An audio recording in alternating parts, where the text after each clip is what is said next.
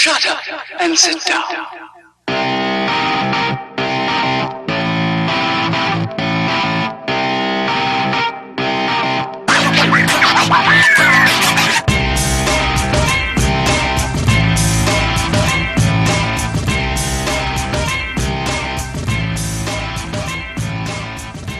Howdy and salutations, welcome to Broken Table Commentary, a three-man creative debate podcast all about the greatest of fake sports professional wrestling. Every week we each bring a different topic to the table. The topics can be ridiculous or serious, opinion or factual, creative or not, whatever we feel like. And as always, the topics for this week are in the description. On commentary we have our Mark, the debonair diabetic dad, Lenton. I am debonair. Our historian, the Scottish Grumpelstiltskin, Michael, except not this week, because of the asthma guy. Next week we gotta pick a different word. They're back. And our critic, me, Jessel. You can follow us on SoundCloud, YouTube, and Facebook as Broken Table Commentary, or directly at BrokenTableCommentary.com.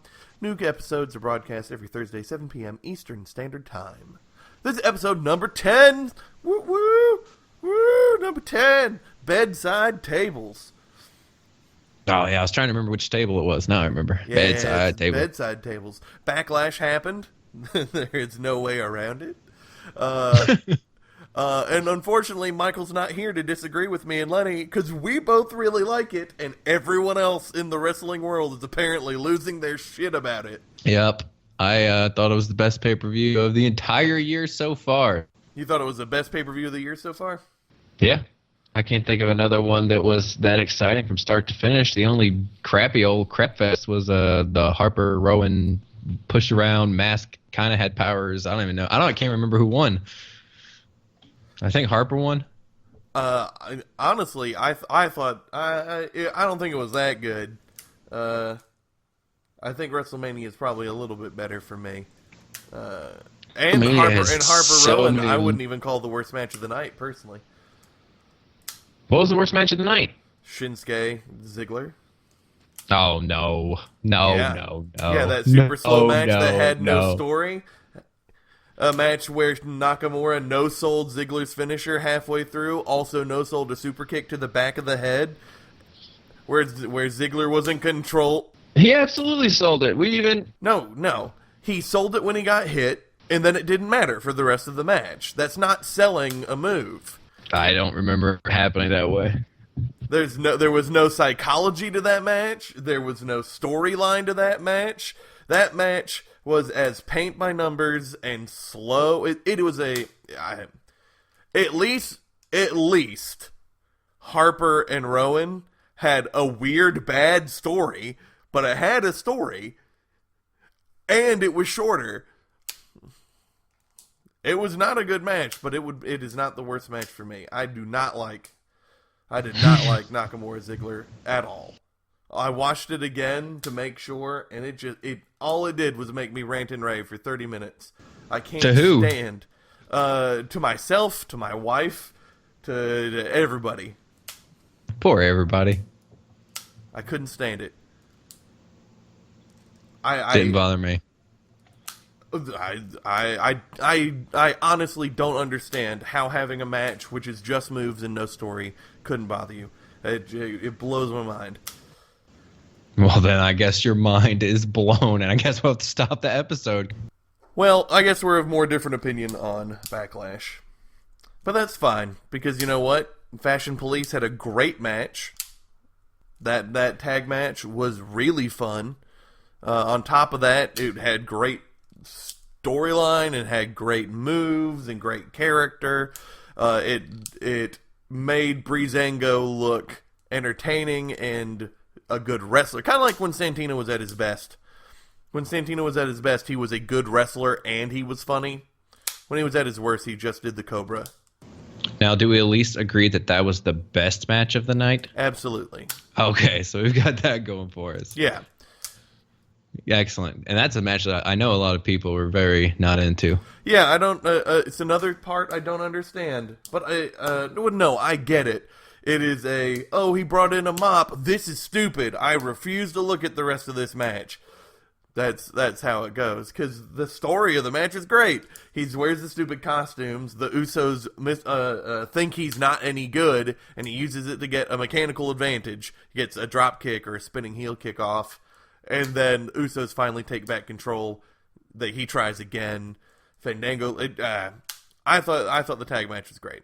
I also thought that other than Randy Orton clearly not giving a shit about his match with Jinder, I enjoyed that match. And we have new champion, 50th champion of time, 50th champion of all time, Jinder Mahal, WWE champion. And I was so glad that on SmackDown they brought up the fact that he's a 50th champion like 3 or 4 times. Like it was definitely mentioned, and we were worried that they were going to ignore it, but it was a big deal. It is a huge deal, and I really like that. Now he just needs to rack up not just wins, but good title defenses, good matches, and I'm all for it. I'm excited for this Jinder reign. I hope he's got good matches in him. Also, Randy Orton almost killed a man. I really want to know if when he went back and because after he almost kills the guy, he goes back to the announcer's table and he picks up JBL's hat and puts it up on it. I want to know if he leans down and checks on the dude. I'm positive this is what he did. I hope he did, but he's such an asshole to me right now, and I'm so angry with him. I wouldn't be surprised if he went down and went, "Fuck you, dude," and got back up. Yeah, no, he also lifted his shoulder at 3 on camera side. It didn't count as a kick out because it's not traditional wrestling. Get your shoulder up. It's you got to give a big kick out. But yeah, he got his shoulder up of 3. It reminded me of Hogan, like when Hogan would lose way back in the day. Every now and again, he'd kick out at 3.2 or something to try to no-sell the finish. It reminded me of that. Did that. He did that a lot. Hogan, he did that a lot. He sure did. But needless to say, I think you and I are both very happy with Jinder Mahal as champion. Yep. I think lots of people have called him the worst champion of all time. I went and I checked. I looked through all 50 champions. Honestly, I think the way that he won and the storyline around it is better than Rey Mysterio's win. And I think it's better than Kane's. So he's at least 3rd worst. Rey Mysterio's, that's the one where he just had it for like a minute, right? Yeah, and then Cena came out. Yeah, that one was pretty bad. I don't remember Kane's. What is Kane's WWE? That was his debut. That was he had it for a day. He went on pay-per-view, First Blood match, and then Austin won it the next night on Raw. Oh, okay. Yeah. That reign, that championship was just to make Kane be scary, but then he never held the title. He never held the WWE title again. So it's just like, ugh. That one doesn't bother me as much because Kane still did so many other great, wonderful things. Yeah, I'm just talking the reign itself. Are those 2 considered on this list as the worst? I think that most people would put them at the bottom. I think after that, you'd have to actually go into who defended it well and so on and so forth. I don't know where I'd put people beyond that. But I'm just saying, I think Jinder Mahal is a great idea. Ryback thinks it's a terrible idea. All the What Culture guys think it's a terrible idea. Meltzer thinks it's a terrible idea. Yeah, Ryback went on a rant about how trying to expand into India is a terrible idea. I'm not sure. I'd be interested to hear that logic, so I will listen to it. I'm assuming I can tell you his logic. His logic is it's the poorest country in the world, and all the people with the money to buy all the merchandise are never going to care about wrestling. So all the millions of people that are going to like wrestling aren't going to have the money to buy merchandise. So how are you going to make any money? But Ryback can only see things from the perspectives he's had, because as I hear it from other people in higher up in the WWE and other analysts, it's not even technically about the money. It's about the social media presence that India has, because that's ad revenue for something they don't have to pay for. The Indians don't have to pay for. $10 a month is not that hard to get together. So just all the tweets and all the YouTube clicks and all that from India would more than outweigh anything else. It's just really weird to me. Jinder Mahal, they didn't even make merch for him. Yeah, I've been waiting because You I'm go going to get search it. on WWEshop.com and it says, if you search Jinder Mahal and then say does not exist. Quick update. I just checked WWEshop.com. Holy crap, the new Jinder shirt looks great. Shirt's printed on black, but it's got the green and the gold and all this really nice design work. I'm super into it. Go check out, go support our new WWE Champion, Jinder Mahal. We're not sponsored or anything. I just really like the shirt. I'm also going to get a Braun Strowman shirt as soon as I can. Hey, if you win the contest thing that we forgot to mention until the end of this episode, spoilers, you can spend it on Jinder Mahal shirt. Gets that Jinder Mahal swag. All right, that's it. That's it for my editing edition. Can you not get a 3B shirt? They don't have that in the clearance anywhere. I didn't see one. No, I haven't seen hope they one. get the big Lotus shirt. Oh yeah. Give me that green with that pink gold lotus on it. I'd buy that in a heartbeat. I was disappointed that wasn't on his plates on his belt. Oh yeah, I was too. I don't. Did I it don't just like said his Jinder plates. Mahal? Yeah, his plates feel very transitional. I don't think that symbol right now is popular enough to where if they would have thrown it on there, a lot of people would have recognized it. So it's probably not a terrible idea just for it to say Jinder Mahal for now, because he has gotten pushed really fast. Yeah, except they're not going to change it. Now they've decided a thing. It's not going to change in the future. No, I understand that, but I understand. I I'm wish not. they had. I'm Sorry. not mad about the decision. It's a little disappointing, but I get where they're coming from. Michael did not like the pay-per-view. He does not like Jinder Mahal being champ. And I wish that he was here to argue about it, but he's not. But he did leave me one note that he really wanted to talk about, and that was, of course, Baron Corbin lost to Sami Zayn. He did. And that's because he's going to win Money in the Bank, and as tradition, the chap who wins Money in the Bank goes on a mass losing streak so that no one will ever figure it out. Trope, as he puts it. He used the word twig, though. No one will ever twig. Oh, funny asthma boy. You had Corbin winning it too, right? Isn't that who you said last week? That's who I had in the BTFI, yeah. But now that Nakamura's in there, I don't know. Yeah, that's who I'm leaning towards. They're pushing Nakamura to the moon, and he'll be less reliant on a natural promo if all he has to do is hold the briefcase and be just like, "I've got briefcase." That's my Nakamura impression. It's not very good. I like it. Oh well, thank you. I've been working on it since last week. Since we have been talking about the WWE Championship, let's go ahead and go into our first topic. Now, Michael set us up with a very interesting topic, knowing that the Jinder Mahal thing might happen.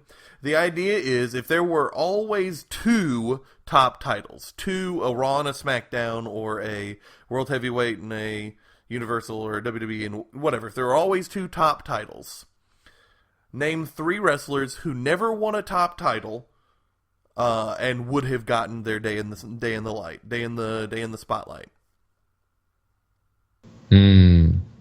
This was a hard topic because for the first 2 days I was answering it of three guys I just would have wanted to win it, but then I was like, it's worded more that realistically speaking, who would have probably gotten the title runs. So I had to go back and change my answers.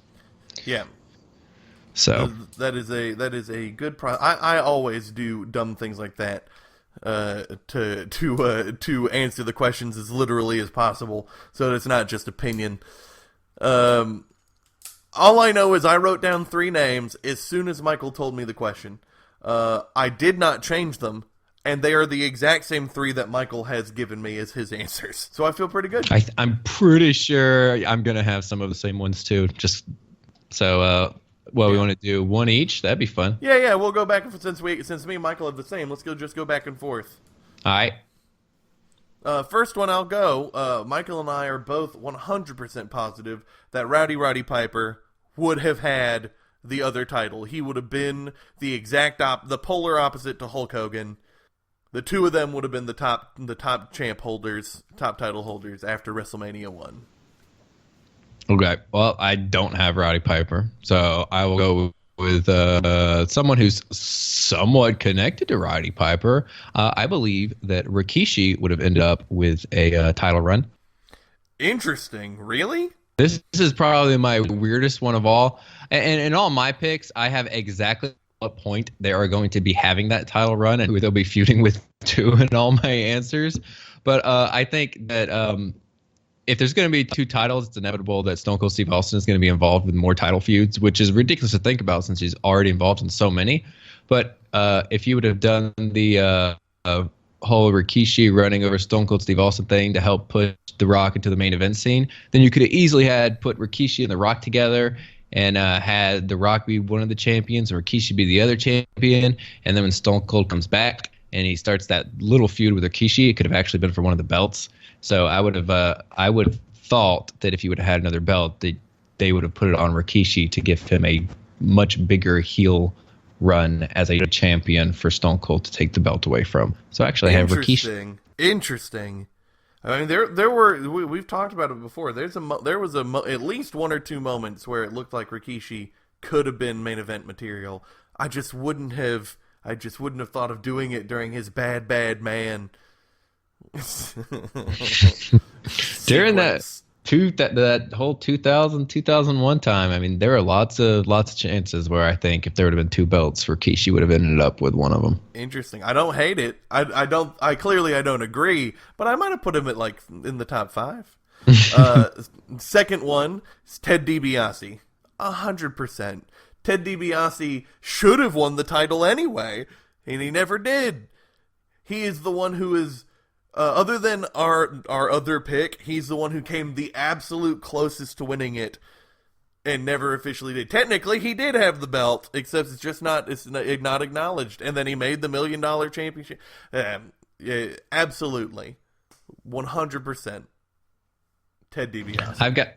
I've got him in my top 5, but he didn't make it. I had Vader next. In the WWF? Yeah. Really? Yeah. I don't know, man. Well, I want to hear your thought. I want to hear it. All right, I got it happen in 1997. This is around. I would have had this at the same point when Bret Hart wins the vacant title at In Your House Final 4. He already had the other belt, so now he has both titles. Bret Hart has both the championships because then in the next couple weeks on Raw, he ends up losing both the belts to Sid, and then he gets put in a match with Vader. And Stone Cold cost him that belt too. So Stone Cold is instrumental in costing him both the belts to both these big guys. So Bret Hart loses both the belts. So now Vader has one of the belts. And Vader would go on and feud with Mankind instead of tag team with Mankind throughout 97. So that's why I have Vader going. Vader, he was in 2 title matches in 97 at the beginning of it. He sure was, and the Click booted him out of the main event as fast as they possibly could. So I got Vader. Yeah, that backstaging is what makes me go, I don't think so. But if there's I 2 like belts, the idea. they're not gonna worry so much about controlling everything. If there's 2 belts. There's 2 belts, there's more things to control. They already controlled 2 of the 2 belts. If there was another one, they'd just control it too. That's such a sad way to think. Jessel, stop. Well, I mean, that's what they did. They were notorious. And number 1 for both of us, for both Michael and I, were the British Bulldog. He is the most of an uncrowned champ WWF has ever had. He absolutely 100% should have had that belt. He was the top babyface for about a year. He absolutely should have been champion. And the fact that he was never WWF champion is mind-boggling. It's still mind-boggling. We've never had a non-Irish UK...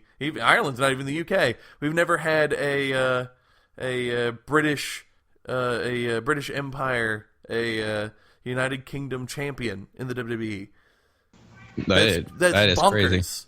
It's bonkers. British Bulldog is one of the most over and one of the most important baby faces of all time, and he never held that belt. So absolutely, he would get it. I've got Mr. Perfect as the last one on my list. I'm sure Michael appreciates. He actually put down that he decided to not be as obvious, but Owen and Mr. Perfect were his 4 and 5.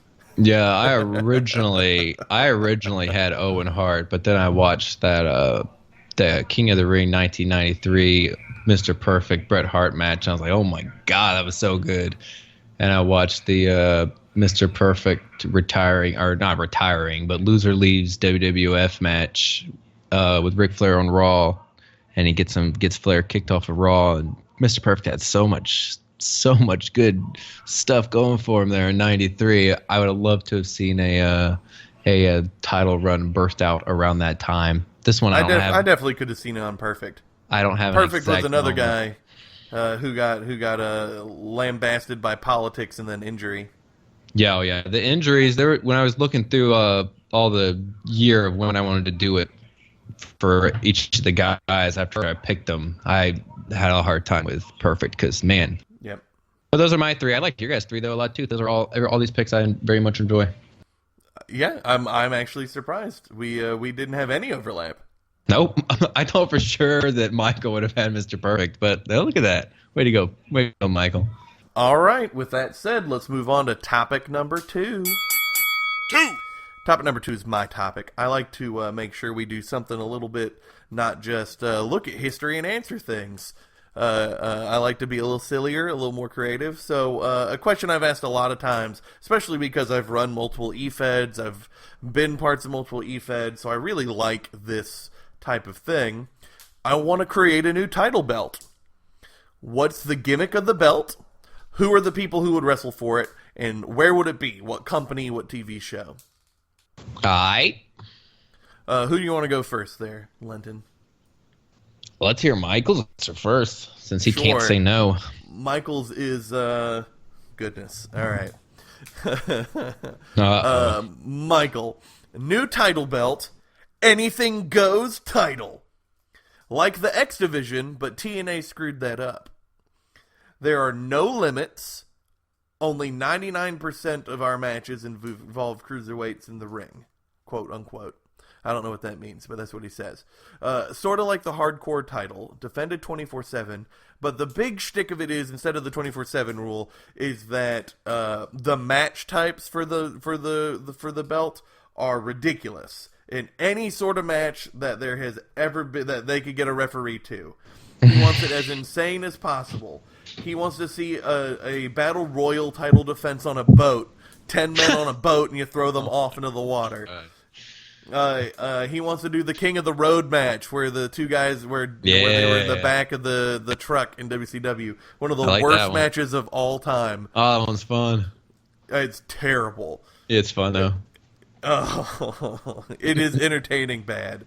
Yeah, there you Michael legitimately wants just proper insanity all the time. The anything goes title. He didn't say where he'd want it, but I'm assuming since he referenced TNA that he'd put it in Impact.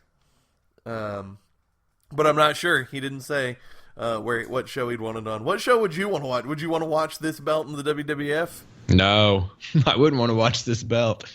Ever? No, it sounds like it would do good in Lucha Underground, personally, but Lucha Underground has only ever filmed in the temple, though. okay. You can't get a boat in the temple. They could film outside of the temple. That is allowed. The cameras don't dissolve if they leave the temple. Well, that is an interesting question. If they can do that, or if they'll lose part of their charm if they do. It's an interesting point. If they're leaving it to go film a battle royal on a boat, I am totally okay with that. I don't think the charm's going anywhere. I don't know. That it's the least lucha thing I can think of, Oh, and it's I so definitely don't want to see that. But, you know, I'm a little bit of a fuddy-duddy, I guess.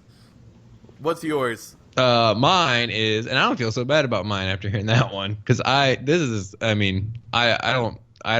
like the belts we have. So originally I wanted a women's tag team belt, but I like putting all my stuff in the WWE, and there's just with the brand split, it's just not going to work out. The So roster's too thin. Yeah. I went with the People's Championship, which is about that The Rock would introduce, obviously, since he's the People's Champion.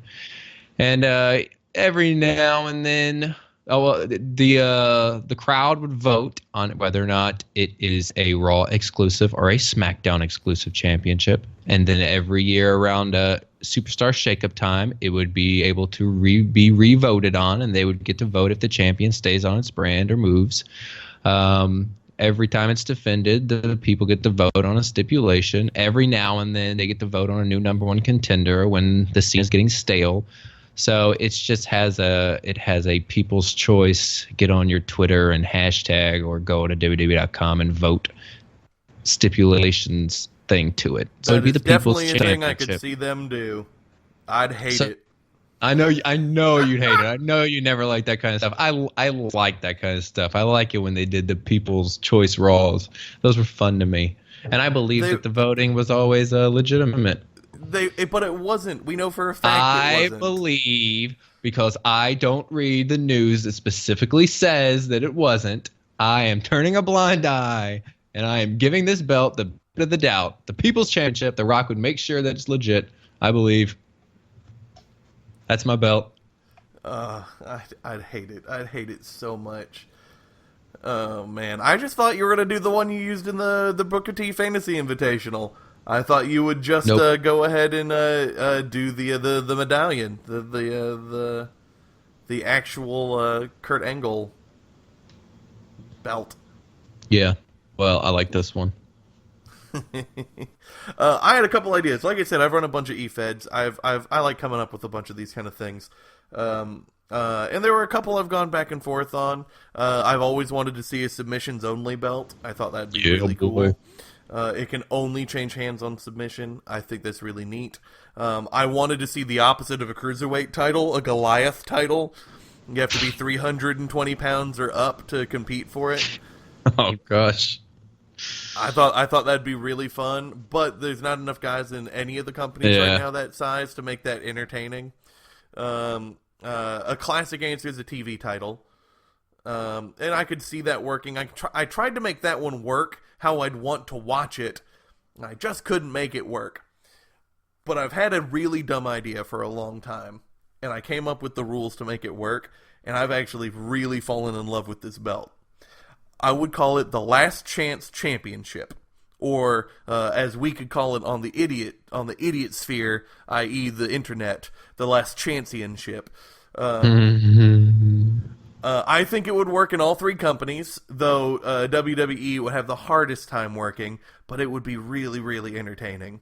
And I'd see it be interbrand. It could be on Raw. It could move to SmackDown, and you'll see why in a little bit. But Impact Wrestling makes the most sense. You have it debut in Feast or Fired, and instead of the guy getting fired, he gets this championship. I could see it being on Lucha Underground. Dario Cueto comes out and has a unique opportunity for someone. A sexy star. It's a good start. But the shtick of the Last Chanceyonship is that the belt itself has three big circles on it. Has two medallions on the side, like the Gift of the Gods or like the new WWE titles, that has things you can take on and off, and then one big central piece with three medallions in it that start empty. This is a best of 5 belt. If you whoever has this belt has to win 3 matches before they lose 3 matches. If they win their 3 matches, every time they win one of the 3 central spots gets a medallion. And if they get all 3, they turn in the belt and they get a title shot for any title they want ASAP. So you can do it for tag team, for women, it could be for anybody. For any defended championship that they are legal for, that they are eligible for. As well, the person that they defeated in that 3rd match would get the Last Chanceyonship. But if you lose 3 matches before you win them, every time you lose, you take off one of the side medallions. That's the first one.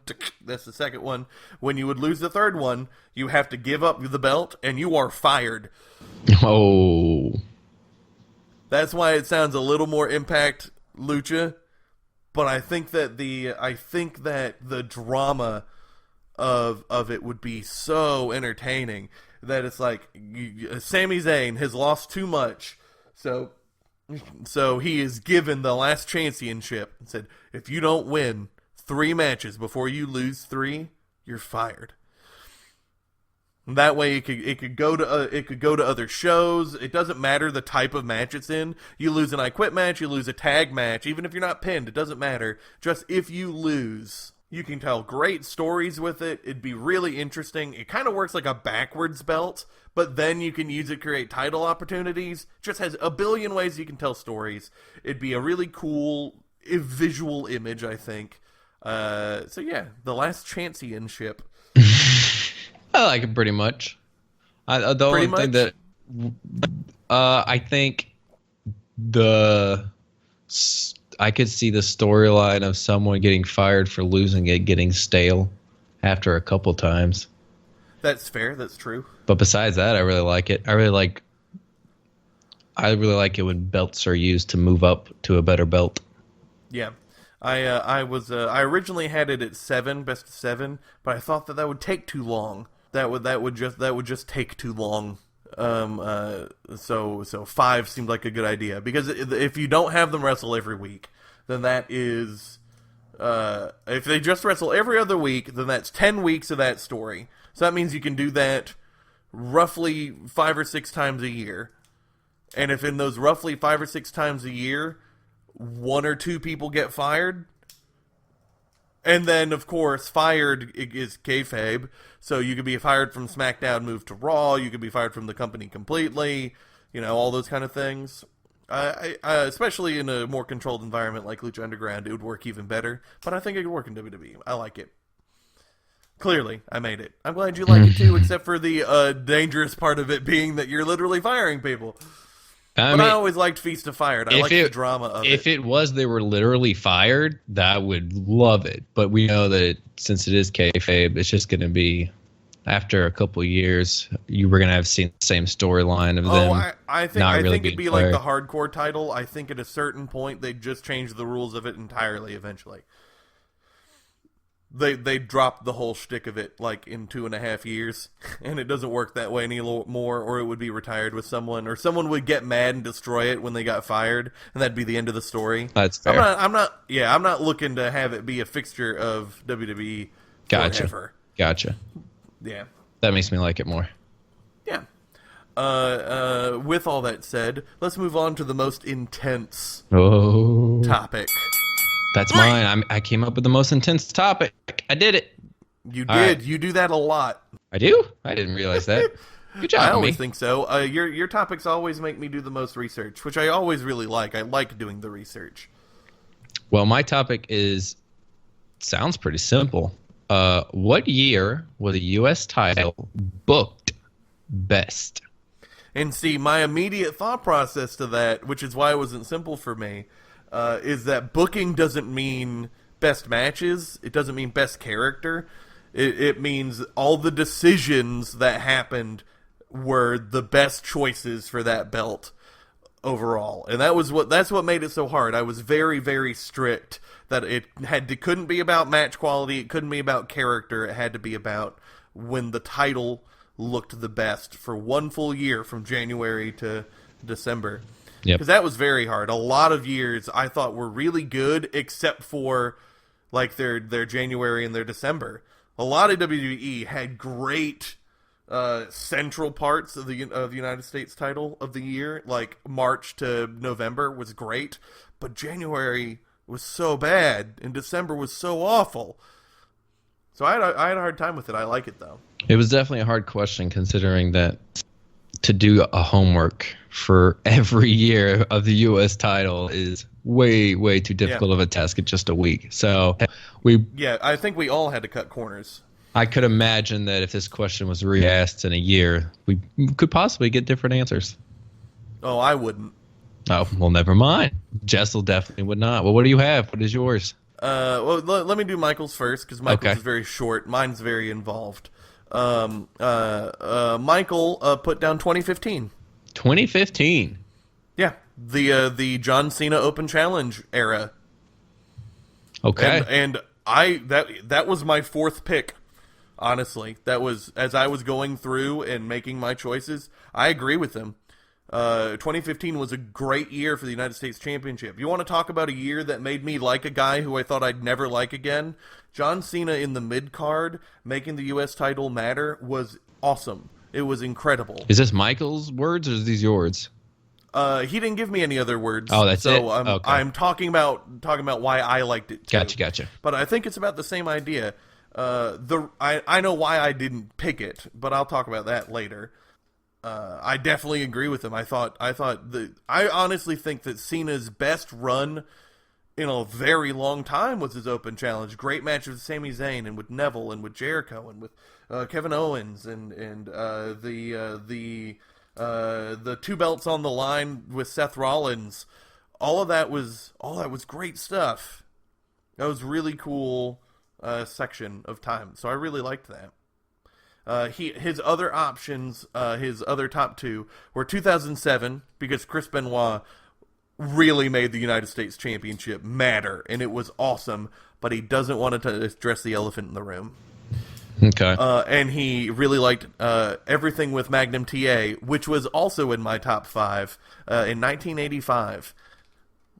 Blanchard versus Magnum TA era. Yeah, that one made my top 3, I believe. Yeah, it is so well booked. It was so good. I just thought that overall the story for Magnum was more important than the title, and that's why I didn't do it.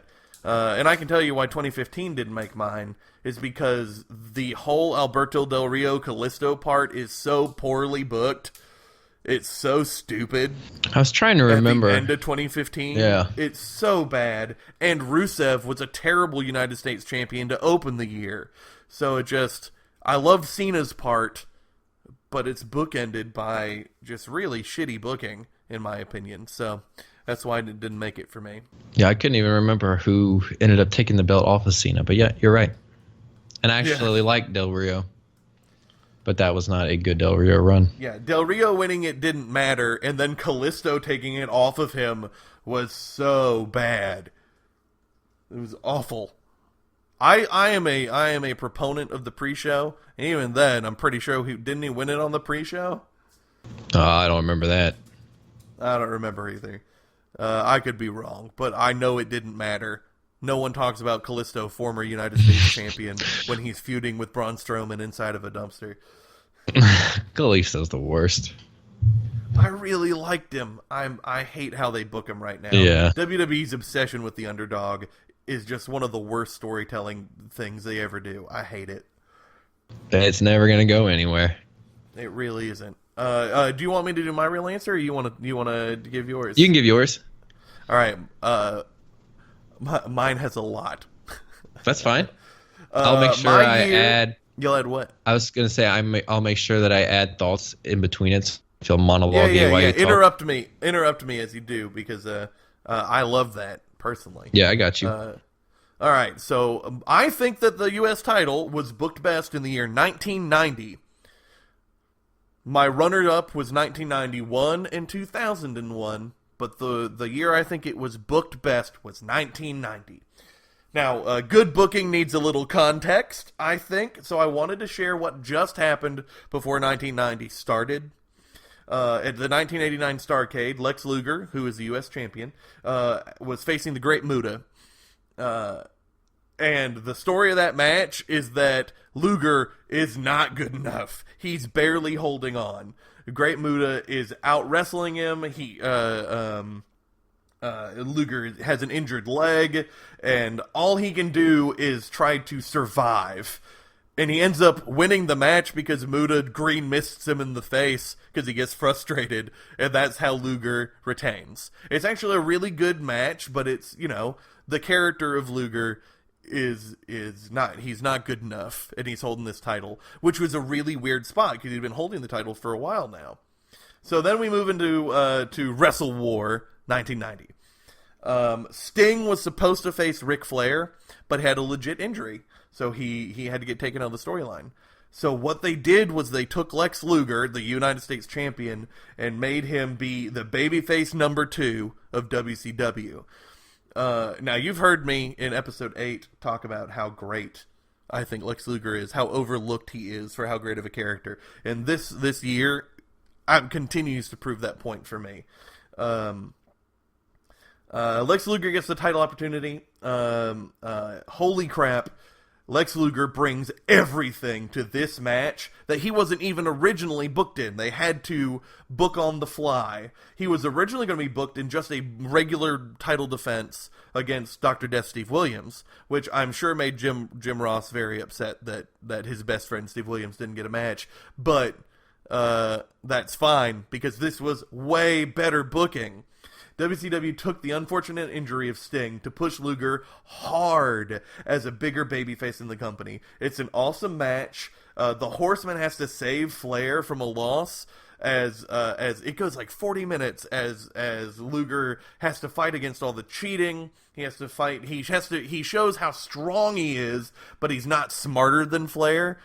But eventually, Sting comes out and slaps him in the face. And says, "Get with it, Luger!" And Luger, there's an amazing spot where after Sting slaps him, injured, on crutches with his legit injury, Flair picks him up and knife edge chops him.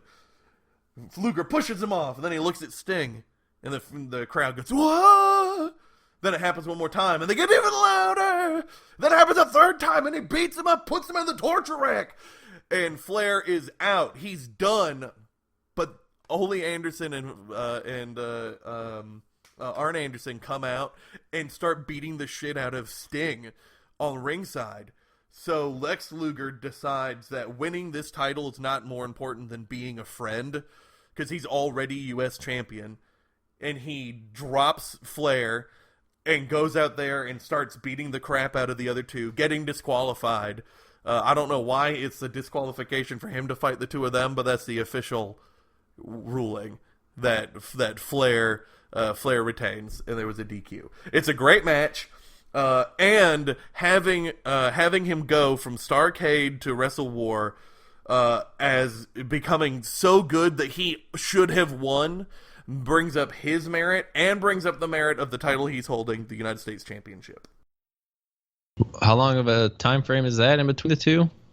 About a month and a half. Okay. Maybe 2 months.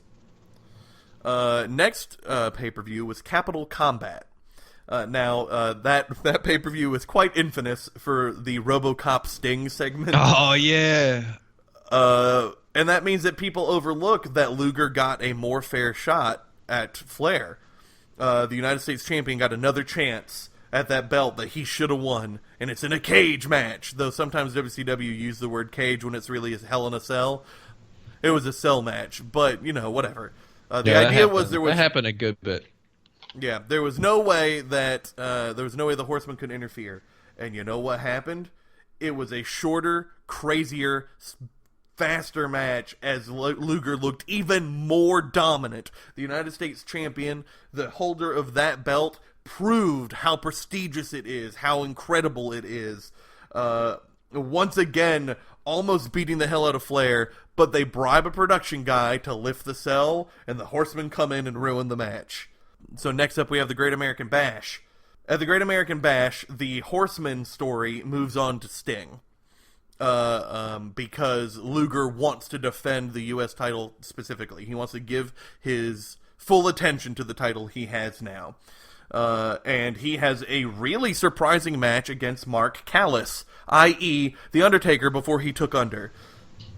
Before he took under. It's a really nice match. It's not one of the greatest matches in the world, but it's really important because because at the time Paul Heyman was the manager for Mark Callis. This is very important because for the next two pay-per-views, Paul E moves to commentary. So we have a guy who legitimately hates Luger in character, becoming a huge selling point for every U.S. title match from that point forward. It creates a great story, not a great match, but that doesn't matter. It's really smart booking, because Paulie then moves to commentary to really add even more to the U.S. title matches, because he has this personal vendetta. It's really, really nice. Next up is Halloween Havoc. Hey, I talked about this earlier in episode 8, because this is the one where Sid faced Sting, because Sid was now part of the Horsemen. Great match. Well, just before that match happened, you have Lex Luger versus one of the all-time greats, Stan Hansen. Stan Hansen at this point was a disgusting and despicable, nasty cowboy who, all of his promos, he had a whole can of tobacco in his mouth, and he was just dripping and covered with tobacco spit. He'd come out and spit tobacco on the crowd. is disgusting. He's so terrible. And he is the master of the clothesline so much that he's named it the Texas Lariat.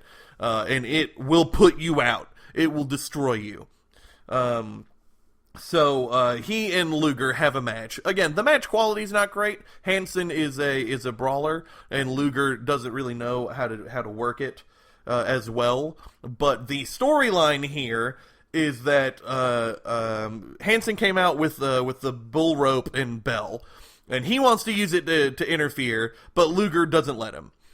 Then you have during the match, right at the very end, Dan Spivey, who is Stan Hansen's tag partner in Japan, former one of the Skyscrapers with Sid Vicious. He comes out and brings it in the ring and tries to attack Luger, but Luger has now faced Flair, and he has now become smarter over the course of the year, and he ducks it. No one ever gets hit with this cowbell, and he beats the shit out of Spivey. But while Spivey gets involved, it gets Luger distracted just enough so that Stan Hansen can smash him with the lariat, and Luger's out cold. The most historic, longest reign of the United States Championship ends 523 days, and Stan Hansen is the new champion. Also, I want you to keep a little pin on Dan Spivey's interference, because that'll come back. All right, it's been pinned. All right. The last match is Starrcade. I don't even remember Dan Spivey.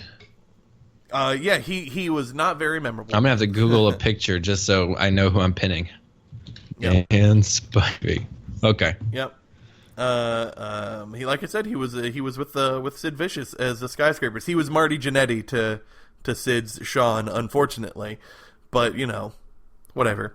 So WCW had the great idea of letting their year-long storytelling go from January to Starrcade. So the whole stories began and ended and told the whole year. So that was really nice. WWE, since theirs goes WrestleMania to WrestleMania, that's April to April. So that was a little harder to get good storylines going. But regardless, so we're at Starrcade, and Lex Luger gets his rematch against Stan Hansen. But Stan Hansen makes it be a match of his own devising that he is going to have not only championship advantage, but he will have the advantage of his signature match, the Texas Lariat match, or a bull rope match, as you well know what that is, right? You have to go touch the four corners. Yep. You know me, I hate that stipulation. We talked about it before. That is not a stipulation I like. I find that so many of the matches have to work exactly the same way. Well, if this match doesn't just shut me up pretty well, because this match is really good. They push hard on commentary. And again, remember, Paul E. is on commentary ripping apart the U.S. champ at the time, Lex Luger, and now propping up the despicable Stan Hansen, really elevating this whole feud and this whole story. They push hard that this is Hansen's match, and this is where he'll excel, and there is no way for Luger to win. And against all odds, Luger beats him. All of this happens while Paulie's on commentary yelling about it. There's a ref bump that leads fans thinking that Luger won, but then the dastardly Nick Patrick comes in as the second ref, and they make a point. He wasn't even watching the match. He came out because somebody had to come, and he awards Hansen the win. But then the original ref wakes up in an enormous ovation from the crowd as Lex Luger wins it match in the match that he shouldn't have lost. In the context of the pay-per-view, they've done that. Dusty Rhodes is booking, and they do those Dusty finishes a lot, just an enormous amount.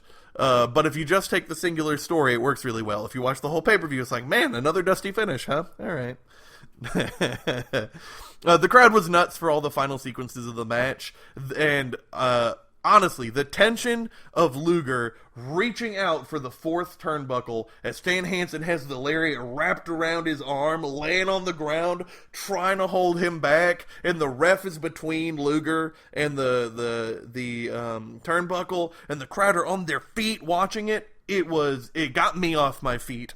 And I always really like it when a match can get me super viscerally excited, because I've been watching for so long, that's hard for me. So I really, really like that. It was really good. And even better with Paulie on commentary, my favorite part about this whole thing is that this match culminates with Luger learning something from every match he had prior up to this point. He doesn't fall for the tricks because of everything that he had to deal with Flair in the cage. They talked about how strong and incredibly powerful he was in the first match with Flair. They talked about how Mark Callis is so much bigger than Luger, his strength advantage is nothing. He has to work on his speed and his quickness, and that works out. It is an amazing way to end the feud, to end the year, with Luger winning back his title, becoming the greatest United States champion of all time, in my opinion, hands down. And having 1990 being an amazing year for that belt, making it be one of the most important belts. But good booking has repercussions. So I just want to go ahead and go to the next pay-per-view, Wrestle War 2, just to mention what Lex Luger's doing in the U.S. title. 91 is another good year for Luger, but I disqualified any year that had a house show change or a vacated title, because those are spur of the moment bookings that aren't very good in my opinion. Even like an injury vacant. Yeah. Okay. Yeah, I mean there's nothing they can do about it, but there's just nothing that can be done about it. So I needed to delineate somewhere, and those were what I did. That's where I understand. Yeah.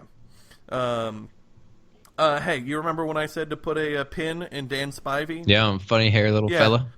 Wrestle War 2, Luger defends against Spivey, beats the shit out of him in a denouement to clean up the whole Stan Hansen story and to purpose himself as the U.S. champion even better.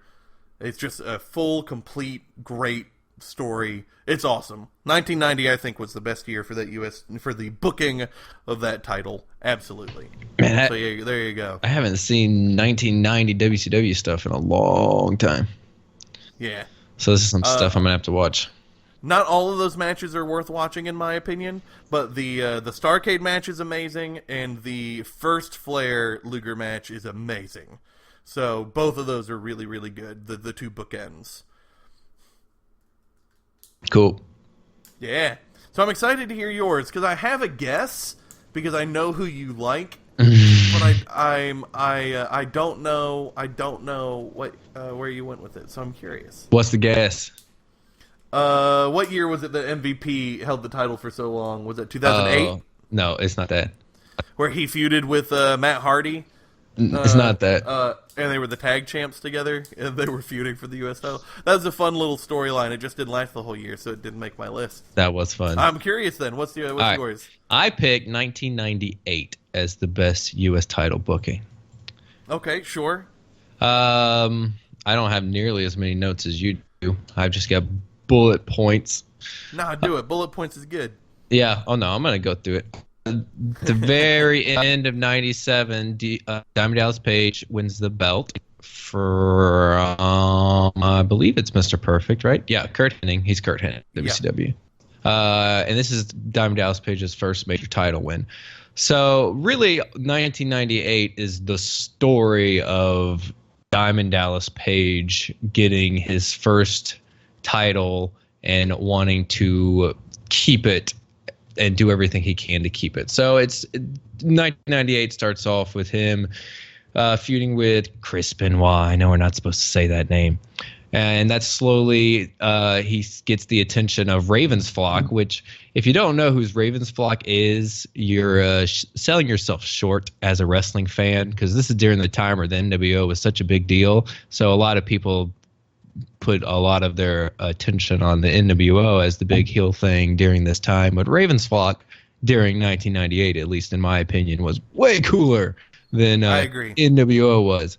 So WCW's main event outshadowed everything, but its mid-card during that era was phenomenal. It was the best. Hence why all those mid-card guys moved to the WWF. Yeah. So Ravensflock begins to target Diamond Dallas Page and the United States title. They go through one pay-per-view. It's a triple threat: Raven, Benoit, Diamond Dallas Page. But Page gets through that one. They continue feuding over a couple weeks, months. They go to another title match, and it's a Raven's Rules match, which is basically Extreme Rules. Anything goes, pinfall anywhere. Raven is able to beat Diamond Dallas Page with the help of lots of the Ravensflock guys. Van Hammer's in there. Yeah, is that the one? That's when he makes his debut. I think. He shows up under a mask, and he's no, he's not under the mask. He's just the new guy who shows up, and no one knows his name. Yeah. Though, unfortunately for Ravensflock, earlier in the night, Goldberg has one of his highly underrated matches with Saturn. It's really a fantastic match. I think Michael talks about it earlier in one of our episodes. He talks about how great his match is. This is the first time anyone gets out of the jackhammer, and it's Saturn. He gets out of the jackhammer and locks him in the rings of Saturn. It's really good. It's really intense. And even watching it back, I for a moment there, I'm like, wait, Goldberg doesn't lose here, right? And I know he doesn't. Yeah. But then the next night, unfortunately, Goldberg has earned a United States title, and so Goldberg immediately gets to take the belt off of Raven. So this is Goldberg's first major title win. So now this is the thing that almost made me not pick this as my favorite year, because Goldberg as the United States champion was, and this might be the hindsight, but it's all predictable because he's going to win all the matches. He's going to squash everybody. He's not a great storyteller in the ring. So more so of the hindsight during this run of things. It's very important because it's so historical, because it's Goldberg's United States title. He's earned it because at this point his win streak is getting up towards the hundreds, or has just hit it. So he's the champion, United States champion. He carries it into the championship match with Hulk Hogan, where he beats Hulk Hogan. So now he's got both belts. So he does have to vacate the belt, but it does not bother me whatsoever when someone vacates a belt because they won the bigger belt. Like Jessel was saying, with his whole title idea of once you cash in the title, you get a shot at a bigger title. And that's what happens with Goldberg in this. In this example. Luger does that in 91, and 91 was my second choice for a year. So, I'm with you. I think the United States title looked great and all that. So then Bret Hart's around at this point. He is a member of the NWO, and Bret Hart's stuff in the WCW is not great, but the best stuff he did, in my opinion at least, was when he was a member of the NWO, because he fit the NWO mold. The NWO, when it was its best, were the people from the WWE or WWF that come over and are outsiders and then are trying to take over the WCW. Bret Hart is that guy.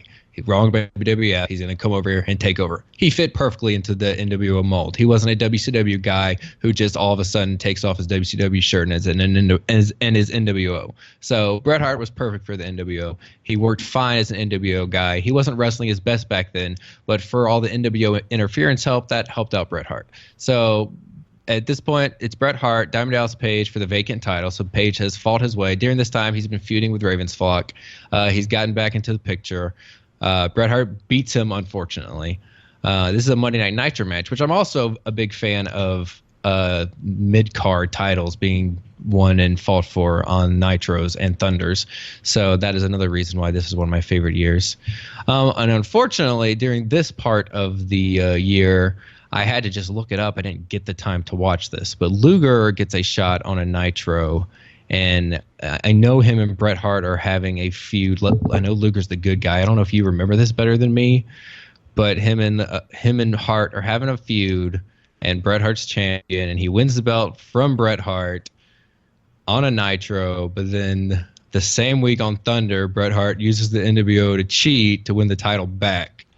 I looked all that up. Yeah, I didn't get to watch it. That's the only part I didn't get to watch throughout this whole year. So Bret Hart gets the title back, but like I said, it's through all the NWO and the cheating stuff, him winning them over, keeping them on his side and stuff, which I like for Bret Hart. Like I said, I think that works great. But then Diamond Dallas Page has continued his pursuit for the belt, and he gets another shot at another Nitro, and then he wins the belt again in October from Bret Hart. So Bret Hart and Diamond Dallas Page basically have been feuding over the last, it's from like the end of July to October at this point. And now they're keeping the feud going. They go into another Nitro towards the end. I think it's on Halloween. I think it's November 31st is Halloween. No, October 31st is Halloween. Never mind.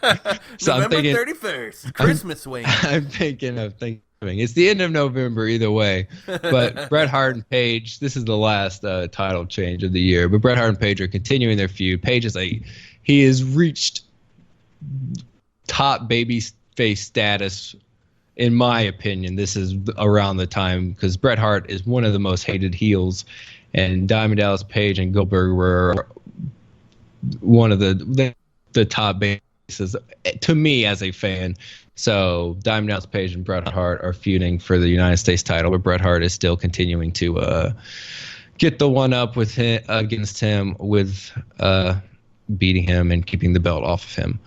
So the year ends with Bret Hart holding the belt, Diamond Dallas Page looking like a huge star and success, even though he's not the champion. So they've made stars from Goldberg with the United States belt. They made stars with Diamond Dallas Page, Ravens Flock. So many people came out looking great with using the United States belt to throughout these feuds. Diamond Dallas Page was involved in the storylines throughout the entire year. I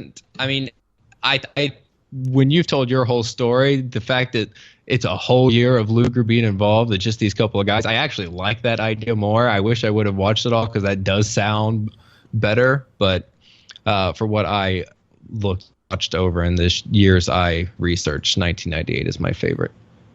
And I think was booked. 98 was on my short list, but that second half of that year is exactly why I left it off. Because I was perfectly fine with it until it was vacated when he beat Hogan. Not because of the vacation itself, but because they didn't have anywhere for the title to go, and then it was just this mad scramble to now you have it. Oh, Nitro, you have it. Up Thunder, you. Up now you, and then back and forth. And it did clean up by the end, and then more NWO old shenanigans. And that would bother me more, but yeah. I think it works because it's Bret Hart finding a way to keep getting it back here at the end, which is good for it's better than it was at the time. Absolutely. Well, good. I'm glad you like my pick. I do. I obviously, I don't agree, but I do. I totally get your mindset. I totally get it, and I agree with a lot of it. I remember watching all that stuff independently a little while ago, a couple months ago. That Perry Saturn Goldberg match is so good. Yeah, it is. And fantastic. Everything with Raven and DDP was so good. I also like your point about Bret Hart and the NWO because I honestly just can't stand Bret Hart, period. And I also didn't like him in the NWO. But I think you make such a good point that I think it's not that I don't like Bret Hart in the NWO. It's that I'm tired of the NWO by that point. So if you cut all the stuff between when Hogan lost the belt to Sting at Starrcade, if you cut all of the NWO stuff from that until Bret Hart really could start wrestling again, just all that nonsense, all those so many people and the red and black and all that. And so if it was just the next person to join was Bret Hart, I think that it all works out and it makes a lot of sense. So you made a really good point, and you're going to make me have to go and rewatch all that. I mean, that's what the NWO was designed to be. Exactly. And Bret Hart fit that. It just lost itself so much. Yep. And didn't Russo take over booking right at the end of 2008? 2008? 1998? Sorry, 1998. Isn't that right when Russo started? Either right at the end or winter '99 or winter. Yeah. So I'm not sure. It would seem like it when you're looking at. I think it was end of '98. Yeah. All the title changes over because he loved title changes on Nitro and Thunder though. He did. That and is I agree definitely with a you. Russo I spot. think titles changing on television are really important. They just do it. WCW did it too often, and WWE doesn't do it anywhere near enough. I need a middle ground. Yeah. Yeah. But no, I'm with you. I was talking about Goldberg. I've said it before. That Goldberg Hogan match lost them millions of dollars. And not because of the U.S. title. It was about that big title, about that big championship. Oh yeah, absolutely. Because you forgot to mention that that's where DDP was during that time. During the Goldberg U.S. title run, DDP was feuding with Hogan because that was the Karl Malone, Dennis Rodman DDP feud, which is part of the reason why DDP became such a big star, which I find very interesting.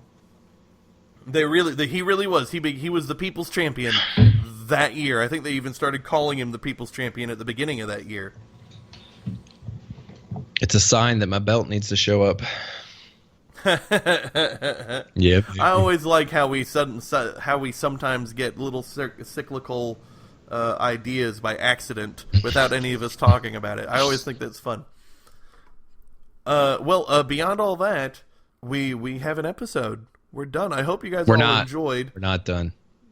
Because we should have mentioned this at the beginning, and I feel bad. Just a reminder that you probably have already heard the password for today, the secret word. We should have mentioned this at the beginning. You're listening out. Oh yeah, I apologize. I know that I edited in, so I always forget to actually have to talk about it. Well, we did it the last 2 weeks, but that's fine. If you're listening to the whole episode, it doesn't matter what order you hear it in. Remember, you're listening out for another password today, or a secret word, and then you're listening for a secret word next week, and then you'll have all four, and then you'll have all four. And that is how you get your entrance into the drawing for the gift card. Here's your reminder. I just thought to give you guys that. So if you're listening for the first time, you just heard it at some point, somebody give the secret word, go back to the last episode and the episode before, and you'll get some clarity on that. Yeah, if you heard Frazier say, we got to pick a different word, then you have heard the secret word. We got you, though. We got you, boy. Because that's the dumb sound clip I've been using every week, and I really like it.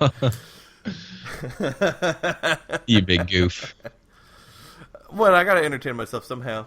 Beyond that, is next Sunday Extreme Rules? No, I don't know. When is Extreme Rules? I'm going to look it up right now, live on it's not live for you guys, but live for us recording. Because if it always do predictions for the next pay-per-view is one of our topics. So I'm just curious. Extreme Rules 2017. What is the date for that? June 4th. So it's not next Sunday. So yeah, next week we'll have Extreme Rules predictions as one of the topics. Seems like we're doing predictions every week now. It's because they do pay-per-views almost every week. Oh yeah. Beyond that, I hope you guys all have a great weekend. Have a great time. Watch some wrestling. Go enjoy some Lex Luger. That way you can support me the next time we do a Hall of Fame, and I'll get Lex Luger in the Hall of Fame this time because he deserves. And everybody send Michael well wishes and get Wells. Oh yeah. You know what? If you send Michael a well wish, if you listened this long, 104 minutes. 104, 64, whatever, however long it is, however many minutes into this episode, if you send Michael a message right on the Broken Table Commentary Facebook wall, Michael, I hope you feel better, and scare away the asthma ghosts, something along those lines, you don't even have to use a secret word. Oh. I'm just going to enter you into the contest. Nice. Do it. If you leave a comment on SoundCloud, I'll give you 2 entries. Oh, do you guys have a SoundCloud account to do that, or can you use a Facebook account? I don't know. Figure it out. That's all right. That's fair. All right, everybody. Bye-bye. That's funny.